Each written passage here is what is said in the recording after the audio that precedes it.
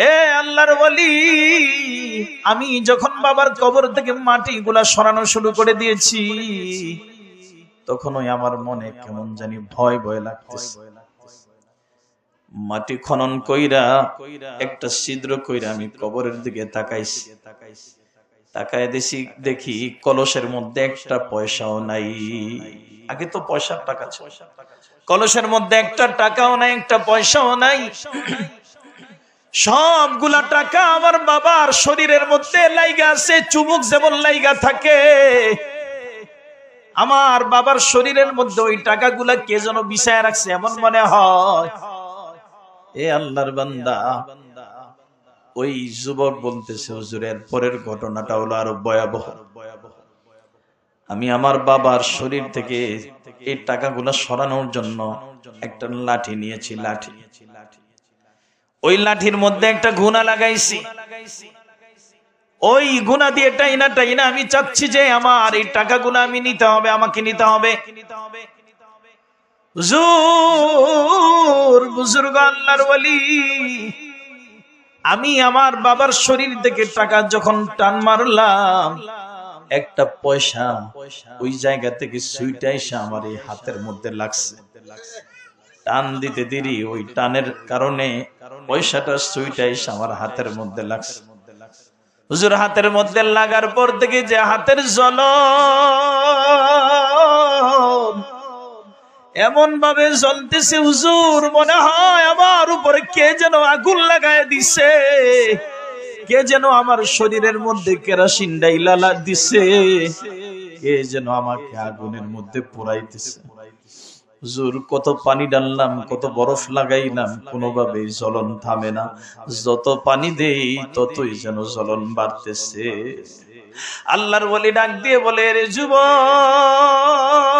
আমি তো বলছিলাম এই টাকা, এই যে তোমার জ্বলন, এটা দুনিয়ার জ্বলন নয়। তোমার বাবা যে টাকা পয়সা জমাইছে, যাকাত দেয় না, ফিতরা দেয় না, মানুষকে সহযোগিতা করে নাই, গরিব মিসকিনের হক আদায় করে নাই। আজকে না করার কারণে এই টাকাগুলা তার জাহান্নামের আগুন হইয়া তাকে জাহান্নামের শেক দিতেছে। কিয়ামত পর্যন্ত তার কবরে এমন আযাব হইতে থাকবে কিয়ামত পর্যন্ত। এখন হুজুর বলতেছে, বাবা, তোমার এই জ্বলন থামাইতে হলে তোমাকে দুইটা কাজ করতে হবে। এক নাম্বার যে কাজটা করতে হবে সেটা হলো, তুমি সুন্দর করে ঠান্ডা পানি দিয়ে ওযু বানাইয়া মসজিদের মধ্যে যাও। মসজিদে গিয়ে 2 রাকাত নামাজ আদায় করো। 2 রাকাত নামাজের পরে মালিকের দরবারে কায়দা দোয়া করো, আল্লাহ রাব্বানা আতিনা ফিদ দুনিয়া হাসানা ওয়া ফিল আখিরাতি হাসানা ওয়া কিনা আযাবান নার। হে মালিক, আমাকে জাহান্নামের আগুন থেকে বাঁচান। এই বইলা তুমি কায়দা মালিকের কাছে দোয়া করো। যখন তোমার চোখে পানি আসবে, তোমার চোখে পানি আনার ফিকির করো। যখন পানি আইসা যাবে, ওই পানিটা তুমি তোমার হাতের মধ্যে লাগাইয়া দিবা। কারণ পয়গম্বর বলেন, কিয়ামতের ময়দানে জাহান্নাম মানুষকে পাকড়াও করার জন্য, জাহান্নাম দৌড়ায় আসবে জাহান্নামীদেরকে গ্রাস করার জন্য, পাপীদেরকে গ্রাস করার জন্য, বেপরদা বেনামাজীদেরকে গ্রাস করার জন্য জাহান্নাম হা করে আসতে থাকবে। আল্লাহর পয়গম্বর বলেন, সেদিন আল্লাহ তাআলার এই ফেরেশতারা জাহান্নামকে থামাইতে পারবে না। 70,000 ফেরেশতা 70,000 শিকলের মধ্যে দইরা টানবে, জাহান্নামকে আটকাইতে পারবে না রে গোলাম। এ মুসলমান, আল্লাহর পয়গম্বর বলেন, সেদিন আল্লাহ তাআলা একটা লোটা থেকে সামান্য কিছু পানি ফেরেশতাকে ডাক দিয়ে বলবে, আমার ফেরেশতা, আমার আরশে আজিমের কাছে একটা লোটা আছে, ওই লোটার মধ্যে কিছু পানি আছে, এই পানিটা জাহান্নামের দিকে ছিটায় দাও। আল্লাহর পয়গম্বর বলেন, সেদিন আল্লাহ তাআলা ওই জাহান্নামের মধ্যে এই লোটার পানিটা ছিটাইয়া দিবে, আর জাহান্নাম কতকত শব্দ করে পিছনের দিকে যাবে। বুখারীর riwayat। এ মুসলমান, আল্লাহর পয়গম্বর বলেন, আমি আল্লাহ তাআলাকে জিজ্ঞেস করেছি, জিবরাইল আমিনকে জিজ্ঞেস করেছি, এ জিবরাইল, এটা কোন পানি হবে রে জিবরাইল? আমার জিবরাইল আমাকে জানাইছে, আল্লাহ তাবারক ওয়া তাআলার মাধ্যমে জিবরাইল আমাকে জানায়, ইয়া রাসূলুল্লাহ, ইয়া হাবিবাল্লাহ, এটা দুনিয়ার কোন নদীর পানি নয়, কোন সমুদ্রের পানি নয়, জমজমের পানি নয়, হাউজে কাউসারের পানি নয়। পয়গম্বর, আপনার উম্মতগুলা রাতের বেলা না ঘুমাইয়া ঠান্ডা পানি দিয়ে ওযু বানাইয়া তাহাজ্জুদের মুসাল্লায় দাঁড়াইয়া শেষ রজনীতে মালিকের নামের মধুর নামের জরব লাগাইয়া আল্লাহু আল্লাহ আল্লাহু আল্লাহ এই জরব লাগাইয়া দুটা হাত বিছাইয়া যখন আল্লাহ তাআলার দরবারে কান্না করছে, আল্লাহ তাআলা ওই পানিগুলা রহমতের ওই লোটার মধ্যে আল্লাহ জমায়া রাখছে। আল্লাহ তাআলা ওই পানিগুলা রহমতের লোটার মধ্যে জমায়া রাখছে। আর এই পানি দিয়ে আল্লাহ তাআলা জাহান্নামের আগুনকে নিভায়। এর যুবক, তোমার চোখে যখন পানি চলে আসবে, কান্না করতে করতে যখন পানি আসবে রে যুবক, তখন ওই গালের কাছ থেকে একটু পানি নিয়ে হাতের মধ্যে লাগাইয়া দিস। হাতের মধ্যে লাগাইলে হয়তোবা আল্লাহ তাআলা তোমার এই কান্নার কারণে তোমার এই জ্বলনটাকে বন্ধ করে দিবে। এ মুসলমান যুবক বলতেছে, ঠিকই, আমি ঠান্ডা পানি দিয়ে ওযু বানাইয়া সুন্দর করে দিল্লির ওই জামে মসজিদের মধ্যে 2 রাকাত নামাজ আদায় করে মালিকের দরবারে রো রো করে কাঁদতেছি আর বলতেছি, আল্লাহ সইতে পারি না রে মালিক, এই জ্বলনা আর সহ্য করতে পারি না, আমার ঘুম হারাম হয়ে গেছে, আমার খানা দানা হারাম হয়ে গেছে, আমি আর পারতেছি না আল্লাহ। এইভাবে যখন আমি কান্না শুরু করছি, আমার চোখ দিয়ে পানি পড়া শুরু করছে, আমি ওই পানিটা আমার হাতের মধ্যে লাগাইতে দেরি সাথে সাথে আমার জ্বলন বন্ধ হয়ে গেছে। আল্লাহু আকবার বলেন। মুসলমান, অতএব মালিকের দরবারে কাঁদতে হবে রে ভাই। এ দুনিয়া হাসার জায়গা না, এ দুনিয়া রং তামাশার জায়গা না। কত রং তামাশা করনেওয়ালা দুনিয়া থেকে চলে গেছে, কত হাসনেওয়ালা দুনিয়া থেকে চলে গেছে, কত বাহাদুর দুনিয়া ছেড়ে চলে গেছে। অতএব আমি আর তুমিও থাকতে পারবো না। এজন্য আমি আপনি আল্লাহ তাআলার কাছ থেকে মুক্তি চাই, ঠিক কি না? জাহান্নামের আগুন থেকে মুক্তি চাই। হে মুসলমান, মুক্তি পাওয়ার জন্য 3টা কাজ করতে হবে। কয়টা? লম্বা চূড়া কথা বলবো না, মাত্র 3টা কাজ। রাজি আছি তো ইনশাআল্লাহ? 1 নাম্বার, আল্লাহর হাবিবের সাহাবী হযরত সাহাল ইবনে আব্দুল্লাহ রাদিয়াল্লাহু তাআলা আনহু বলেন, আন-নাজাতু ফি 3 আশিয়া। ওই জান্নাতে যাইতে হলে, জাহান্নামের আযাব থেকে মুক্তি পাইতে হলে 1 নাম্বার যেটা করতে হবে, হালাল খাইতে হবে। কি খাইতে হবে ভাই? বেশি নামাজ পড়তে হইব নাকি? না বেশি বেশি রোজা রাখতে হইব? না না না, কি খাইতে হইব? হালাল খাবার খাইতে হবে। হালাল খাবার কোনটা সেটাও বুঝতে হবে। হালাল কোনটা আর হারাম কোনটা এগুলো জানেন আপনারা, ভালো করে জানেন, কিন্তু মানতে রাজি না। হুজুর একটু টাকা পয়সা কামানোর তো দরকার। ভাই টাকা পয়সা তো কামাবেন, কিন্তু হারাম ভাবে কেন? আমাকে আপনাকে দুনিয়াতে পাঠানোর আগে হাদিসের ভাষা অনুযায়ী আল্লাহর হাবিব বলেন, হাদিসের ভাষ্য যেটা, যে 50,000 বছর আগে আমাকে আমার রিজিকের ফয়সালা করে রাখছে। অন্য বর্ণনা আসছে 50,000 বাদ দেন না, 500 বছর আগে আমার রিজিকের ফয়সালা করে রাখছে। তো আমি আপনাদেরকে বলেছিলাম সুলতান সাদির মাহফিলে, যে আমার 14 পুরুষ আয় নাই, এর আগে আল্লাহ কি করে রাখছে? আমার রিজিকের, জোরে বলেন, আমার অতীতের আমার পূর্বপুরুষ যারা ছিল 14 গোষ্ঠীও আহে নাই দুনিয়াতে, এর আগে আল্লাহ আমার কি করে রাখছে? রিজিকের ফয়সালা করে রাখছে। তো আমি কেন হারামের দিকে যাব? আমার হালাল ভাবে আল্লাহ তাআলা আমাকে যা দেওয়ার সেটা অবশ্যই আমার কাছে পৌঁছবে, কিন্তু আমার সবর করতে হবে। কি করতে হবে? সবর যদি করে বান্দা, তাহলে হালাল ভাবে আসবে, আর সবর না করলে হারাম ভাবে আসবে। কিন্তু আসবে, যতটুকু আপনি পাওনা ততটুকু আল্লাহ আপনাকে দিবে, এর থেকে আল্লাহ বঞ্চিত করবে না। পাওনাটা আল্লাহ তাআলা দিয়ে দিবে, যেটা লিখছে এটা দিবে। কিন্তু আফসোসের বিষয়, আমি এটাকেই ত্বরান্বিত করতে চাই। আল্লাহ তাআলা বলেন, মান কানা ইউরিদুল আজিলা তাআজ্জালনা লাহু। যারা এই জিনিসগুলোকে ত্বরান্বিত করে তাদের ঠিকানা হবে জাহান্নাম। নাউজুবিল্লাহ পড়েন। দুনিয়াকে ত্বরান্বিত করতে নাই। আরে ভাই, দুনিয়াকে যদি ত্বরান্বিত করতে চাই, তাহলে তো আমি গুনাহের মধ্যে লিপ্ত হয়ে যাই, আর গুনাহ আমাকে জাহান্নাম পর্যন্ত পৌঁছায় দিবে। নাউজুবিল্লাহ। অতএব আমরা সবাই মুক্তি চাই, ঠিক কি না? তো মুক্তি পাওয়ার 1 নাম্বার রাস্তা কি? জোরে বলেন, ফি আকলিল হালাল, হালাল খাবারের মধ্যে অনেক মজা, হালাল খাবারের মধ্যে অনেক মজা। আর হালাল খাবার ছাড়া ইবাদত কবুল হবে? জোরে বলেন, ইবাদত কবুল হবে না। কারণ রাসূলের হাদিস, আবার ওই হালাল খাবার ছাড়া জান্নাতেও যাইতে পারবে। লা তাদখুলুল জান্নাতা জাসাদুন গুযিয়া বিল হারাম, হারামের দ্বারা শরীরের যে অংশটা তৈরি হয়েছে এটা জান্নাতে যাবে তো দূরের কথা, জান্নাতের ঘ্রাণও পাবে না, জাহান্নাম পর্যন্ত পৌঁছে যাবে। নাউযুবিল্লাহ। অতএব মুহতারাম হাজিরিন, তাহলে হালালের দিকে আমাকে বাড়তে হবে। হালাল উপার্জন করে অল্প খাবো, কিন্তু হালালটা খাবে। একেবারে প্লেট ভর্তি, দস্তরখান ভর্তি খাবার, কিন্তু এখানে হারাম, এই খাবার দিয়ে কোনো ফায়দা হবে না। আমাদের কিছু মাসালা আছে না, নামাজের আগে শরীর পাক, কাপড় পাক, ৭০ টাকা, এগুলো আছে না? কাপড় কি শুধুমাত্র এই পানি দিয়ে ধুয়ে পাক করলেই হবে? এটা তো আছেই, বাহ্যিক ভাবে এটা তো আসে, কিন্তু আভ্যন্তরীণ যে বিষয়টা হলো এই কাপড়ের সুতাগুলোও যেন পাক হয়। সুতা পাক হবে মানে এই কাপড়টা কিনা যেন কি হয়, হালাল টাকা দিয়া হয়।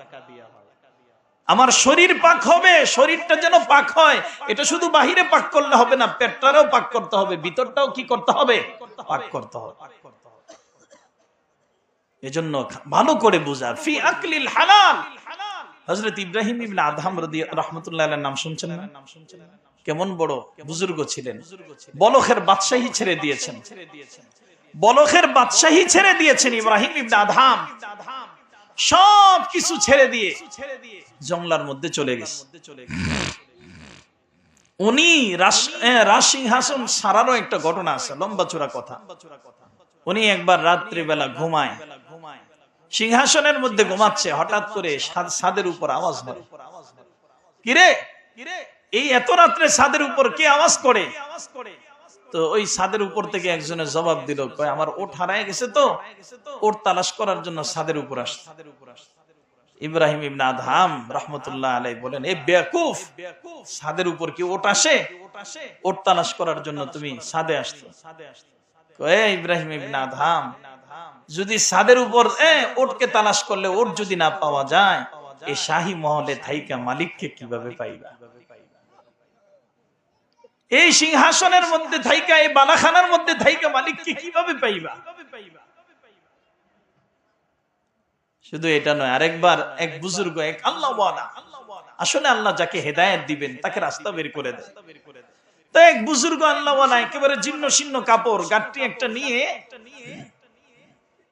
তার শাহী মহলে ঢুকতেছে। লোকজন তাকে বাধা দিচ্ছে, আপনি কোথায় যাচ্ছেন? আমি মুসাফির খানায় যাচ্ছি। মিয়া পাগল হয়েছেন নাকি? এটা তো শাহী খানা, এটা রাজমহল, আপনি বলতেছেন এটা মুসাফির খানা? হ্যাঁ, এটা মুসাফির খানা। না, এটা রাজার রাজমহল, এটা মুসাফির খানা হবে কেন? এটা ইব্রাহিম ইবনে আদহামের মহল। না, এটা মুসাফির খানা, আমি এখানে অবস্থান করব, এখানে মুসাফিরদের জায়গা। লোকটাকে ধরে নিয়ে গেছে ইব্রাহিম ইবনে আদহামের কাছে। ইব্রাহিম ইবনে আদহাম রাহমাতুল্লাহ আলাইহির কাছে নিয়ে গেছে, হযরত এ পাগল কি বলে, এটা নাকি মুসাফির খানা। ইব্রাহিম ইবনে আদহাম বলে, কিরে বাবা, আপনি কেন এটাকে মুসাফির খানা বলতেছেন? আপনি দেখেন না এত সুন্দর সাজ সজ্জা, এত সুন্দর সবকিছু, আপনি এটাকে মুসাফির খানা বলতেছেন? ওই বুজুর্গ বলতেছে, ইব্রাহিম ইবনে আদহাম, এই সিংহাসনের মালিক তোমার আগে কে ছিল? আমার বাবা ছিল। এর আগে কে ছিল? আমার নানা ছিল। আমার বাবা আমার নানাকে বসাইছে। তোমার নানার আগে তো আরেকজন ছিল। হ্যাঁ। আজকে তোমার নানা চলে গেছে, তোমার বাবা, এরপরে তোমার বাবা চলে গেছে, তুমি। তাহলে এখানে তো কেউ থাকতেছে না, তোমার নানাও নাই, তোমার বাবাও নাই। তো যেই জায়গাটার মধ্যে, যেই সিংহাসনে চিরদিন কেউ থাকতে পারে না, সেটা তো মুসাফির খানা। তো আমি মুসাফির খানা বলছি, তুমি ইব্রাহিম ইবনে আদহামও বেশি দিন থাকতে পারবে। এই দুনিয়া মুসাফির খানা, ঠিক না? দুনিয়া মুসাফির খানা। তো মুসাফির খানার জন্য কেউ কি মুসাফির খানায় গিয়ে সাজসজ্জা করে? দিল লাগানো যাবে না দুনিয়ার প্রতি। কি লাগানো যাবে না? দিল লাগানো যাবে না। তাহলে দুনিয়া আমাকে ছাড়তে চাইবে না, আমি দুনিয়াকে ছাড়তে চাইবো না। দুনিয়াকে, দুনিয়ায় থাককেই দুনিয়াকে ছেড়ে দিতে হবে। বলতেছিলাম আল্লাহর বান্দারা, নাজাত পাওয়ার রাস্তা হলো কয়টা? তিনটা রাস্তা মুখস্থ করে নেন। নাজাত পাওয়ার রাস্তা হলো তিনটারে গোলাম। এক নাম্বার হলো হালাল খাইতে হবে। ওই ইব্রাহিম ইবনে আদহাম রাহমাতুল্লাহি আলাইহি কাকে আপনাদেরকে শোনাচ্ছিলাম। এক রাতে হযরত ইব্রাহিম ইবনে আদহাম ঘুমিয়ে আছে, মনটা বেশি ভালো না, ঘুমায়, আল্লাহর বান্দা ঘুমায়। হঠাৎ করে দুইজন লোক স্বপ্নে দেখতেছে, দুইজন লোক ওনার পাশে। একজন আরেকজনকে জিজ্ঞেস করে ওনাকে চিনেন কিনা, কয় হ্যাঁ। উনি একসময় বলখের বাদশা ছিল, এখন জংলার মধ্যে থাকে, কুটরির মধ্যে থাকে। বহুত বড় বুজুর্গ বান্দা, আল্লাহওয়ালা বান্দা। ওনার কি হয়েছে? ওনার আমল নামা দিয়ে আসমানের উপরে যায় না। আজকে অনেক দিন হয়ে গেছে ওনার আমল আসমানের উপর যায় না। ওনার আমল প্রথম আসমান ভেদ করে না। আল্লাহ তাআলার কাছে দীর্ঘদিন যাবত ওনার আমল নামা যায় না। এ আল্লাহর বান্দারা, হযরত ইব্রাহিম ইবনে আদহাম রাহমাতুল্লাহি আলাইহি বলতেছেন, লক্ষ্য করে বলতেছে ওনার আমল আসমানে পৌঁছায় না। তার একজন জিজ্ঞেস করে কি হয়েছে? ওনার পেটে হারাম একটা খাবার ঢুকছে, এজন্য ওনার আমল আসমান পর্যন্ত পৌঁছায় না। হায় হায়, একটু খাবার যদি হারামের কারণে এত বড় বুজুর্গের আমল না পৌঁছায়, মেরে ভাইও, এ আল্লাহর বান্দারা, আমার আপনার আমল কিভাবে পৌঁছাবে? আমার আপনার কি অবস্থা হবে? ইব্রাহিম ইবনে আদহাম রাহমাতুল্লাহি আলাইহি লক্ষ্য করে ওই দুইজন বলতেছে, তাহলে উনি ওনার সমস্যাটা কোন জায়গায়? উনি একবার মক্কাতে গিয়েছিল, এক দোকান থেকে খেজুর কিনেছে। তো খেজুর কেনার সময় একটু না বইলা একটা খেজুর কি করছে? খায় ফেলেছে। খায় কি না আমাদের সমাজে? শুধু খায় না, রাস্তাঘাটে একজনে বুট আর বাদাম বিক্রি করতেছে, টান দিয়ে খাইয়া লইতেছে। কিরে ভাই নিলাকে? আরে মিয়া জান, আমি এলাকার ভাই, এলাকার অমুকের ভাই, আমি অমুকের নেতা, অমুক নেতার লোক আমি, বলে কি না? রাস্তাঘাট থেকে নিয়ে খেয়ে ফেলতেছে, নাস্তাই না খেয়ে ফেলতেছে, একটা দোকান থেকে পুরি সিঙ্গারাই না খেয়ে ফেলতেছে, কিছু বলতে পারে না। যদি জিজ্ঞেস করি ভাই আপনি বলেন না কেন? ভাই বললে তো সমস্যা, কয়দিন পরে দোকান ভেঙে ফেলাই, ঠিক কিনা? বলতেও পারে না। এই যে হারাম খাচ্ছে, এগুলো পরে দিন, এগুলো পরে দিন, এগুলো কেউ খাবে না, একটু আলোচনা করে পরে এরা যখন জিকির আজকার করবে, ভালো করে জিকির করার পরে ইচ্ছা মতন খাওয়াই দিন। প্রিয় হাজিরিন, তো বলতেছিলাম ইব্রাহিম ইবনে আদহামকে বলতেছে একটা খেজুর উনি না বলে খাইছে। খাওয়ার কারণে আজকে বহুদিন যাবত ওনার আমল কি আসমানে পৌঁছে না। ইব্রাহিম ইবনে আদহাম ঘুম থেকে লাফ দিয়ে উঠা মক্কার দিকে রওনা হয়ে গেছে। সেই বাগদাদ থেকে, বলখের ওই এলাকা থেকে উনি মক্কার দিকে রওনা হয়ে গেছে। আল্লাহ তাআলার কুদরত বোঝা যায় না। ইব্রাহিম ইবনে আদহাম ওই এলাকায় যাওয়ার পরে ওই দোকানে গেছে, গিয়ে দেখে যে মুরব্বির কাছ থেকে খেজুর কিনেছে, ওই মুরব্বি নাই। জিজ্ঞেস করতেছে, রে ভাই, এই দোকানে তো একজন মুরব্বি ছিল, উনি কোথায়? উনি আমার বাবা ছিল, কিছুদিন আগে দুনিয়া থেকে বিদায় হয়ে গেছে। ঠিক আছে, তুমি তো তার ওয়ারিস? কয় হ্যাঁ, আমি তিনার সন্তান। তোমার কাছ থেকে ক্ষমা নেওয়ার জন্য আমি 1000 কিলোমিটার দূর থেকে আসছি। ভাইরে, তুমি যদি ক্ষমা না করো, পেটের হারামের কারণে আমার ঠিকানা জাহান্নাম হয়ে যাবে। আমি জাহান্নামের আগুন সইতে পারবো না, আমার ঠিকানা জাহান্নাম হয়ে যাবে। এই কথা বলতেছে, আল্লাহর বান্দা কান্দে। আর ওই যুবককে ডাক দিয়ে বলে, যুবক ভাই রে, আমি তোমার দোকান থেকে তোমার বাবা জীবিত অবস্থায় কিছু খেজুর কিনেছিলাম, একটা খেজুর না বলে খেয়ে ফেলছি। পরে চিন্তা করছি পরে ওনাকে বলবো, কিন্তু বলার সুযোগ হয় নাই।